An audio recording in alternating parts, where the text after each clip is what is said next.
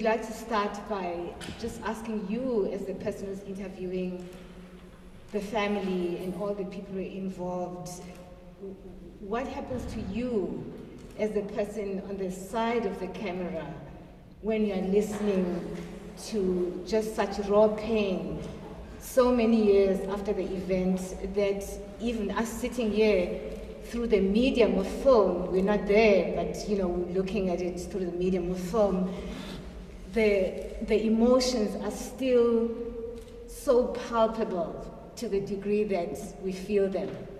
Can you just share with us what happens to you? Okay. So am I okay? Am I? Cool.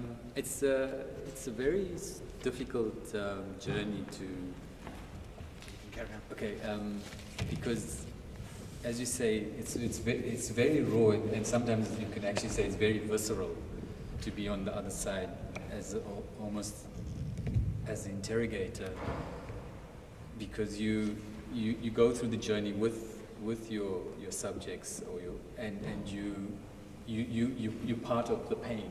You start to feel the pain, and it's very difficult because it affects you and it affects your home life, and because deep down somewhere in your psyche, you can't just shut off. That's the big thing, is you can't shut off. I can't just go home and shut off, and so I bring that all back home with me, and it's quite obviously it does not compare anything to what the people have been through, but it's not an easy thing to, like we on the weekend, I'm following up a story on Darcy September, and we spent some time with her friends, her childhood friends, and they, this happened in 1988, and after a few questions, they break down and start crying, and it's really, it's like you become a psychologist, but you're not trained, and you don't have the experience, but you have to try somehow to be understanding and to be that shoulder to cry on. And then as a story that represents so much pain that is out there, but also just the reality of something that is unfinished. I think this is a question that is not just for you, but for us all. What do you do? I mean, you are on a journey now to find out the truth, to find out what happened. We are aware that there's an inquest going on. But in terms of just as a national story, what does it mean for us as South Africans? What do you do? I mean, there's a question on the one hand, there are these stories that are sitting there these questions waiting to be answered for so many families that represent so many layers and layers of stories that are not necessarily about detention, but about other kinds of pain. And at the same time, we're thinking about how do we build, how do we build a future for the children and grandchildren born after?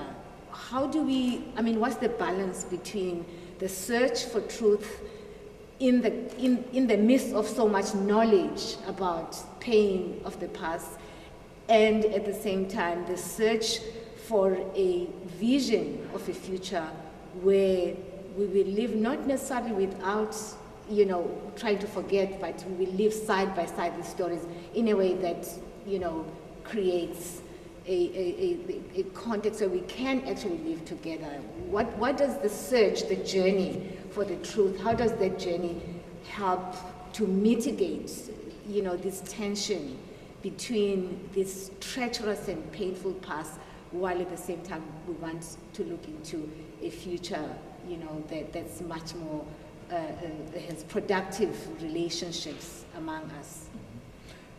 I thought, I'm not sure if many are aware that there's an inquest.